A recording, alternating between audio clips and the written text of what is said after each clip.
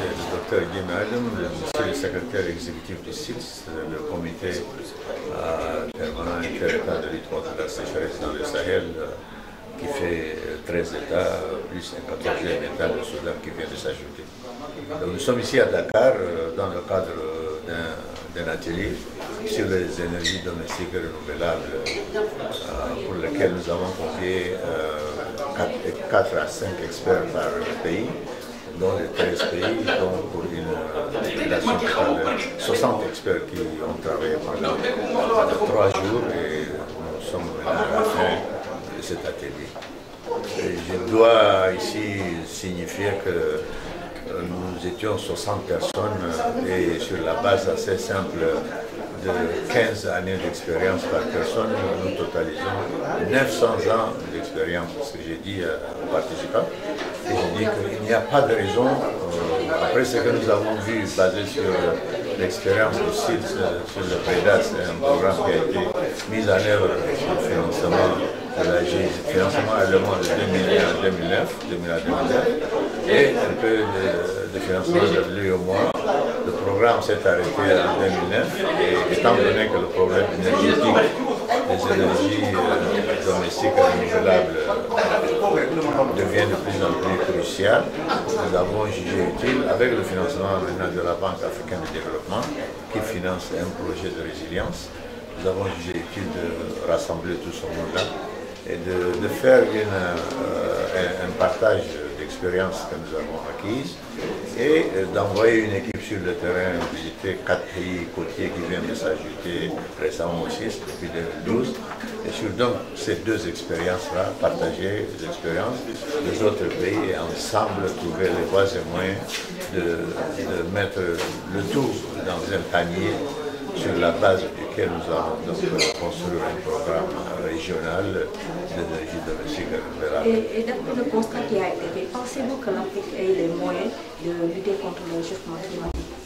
Bon, de manière globale, l'Afrique, elle toute seule, bon, elle ne contribue pas significativement à dégager les gaz à effet de serre, mais elle subit les conséquences donc, du réchauffement, du changement climatique. Et donc l'Afrique, toute seule, doit aller vers les autres qui causent beaucoup plus de dégâts. Mais l'Afrique doit faire sa partition, doit jouer sa partition. Dans d'autres termes, nous identifions, nous sommes en train de nous organiser, nous identifions les voies et moyens, nous identifions les problèmes, nous identifions les opportunités qui s'offrent, nous identifions aussi ce que nous pouvons faire et nous mettons donc sur la table, dans la balance, les efforts que les uns et les autres doivent tous déployer pour que nous puissions subir de moins en moins les effets néfastes du changement climatique et régler la problématique des énergies domestiques renouvelables. Et dans tout ça, les COP qui se tiennent tous les ans, qu'est-ce qu'ils offrent comme opportunité? Oui, les COP, c'est-à-dire offrent un cadre général. Et donc, nos négociateurs africains ont des experts formés chez René qui vont là-bas, qui négocient dur comme fer et qui arrachent, si vous voulez, des concessions dans les recommandations d'ordre général qui découlent de ces COP. Maintenant, c'est à nous de nous asseoir, d'aller au fond de ces recommandations et en fonction de ce qui nous préoccupe le plus, de ce qui est faisable et gérable, monter donc le projet et aller vers le mécanisme de financement, le fonds vert et ainsi de suite, pour arracher des projets qui puissent nous aider à venir retravailler donc dans nos contrées, dans nos villages, dans nos vallées, pour reverdir, pour renverser la tendance de la sécheresse et du changement climatique, pour rendre plus agréable notre espace. En d'autres termes, nous devons faire en sorte que nous puissions produire suffisamment pour manger à notre faim,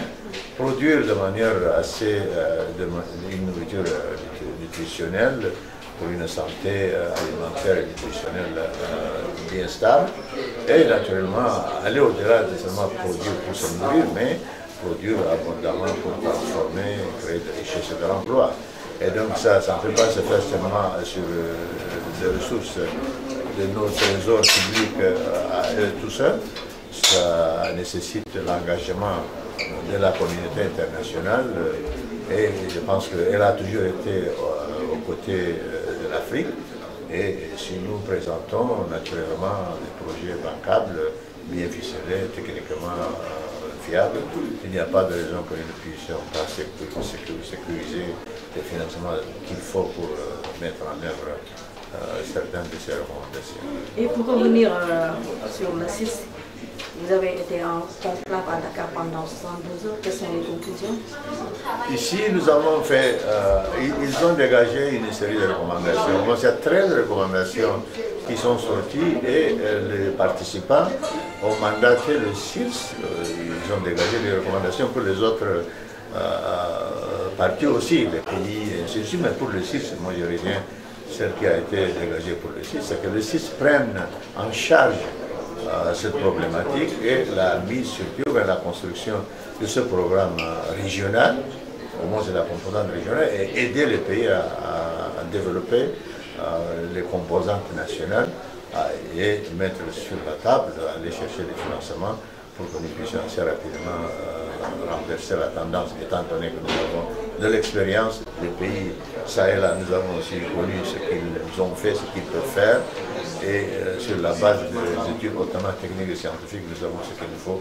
Et maintenant, nous cherchons les moyens et puis nous allons nous mettre en place. Merci beaucoup. Je vous en prie.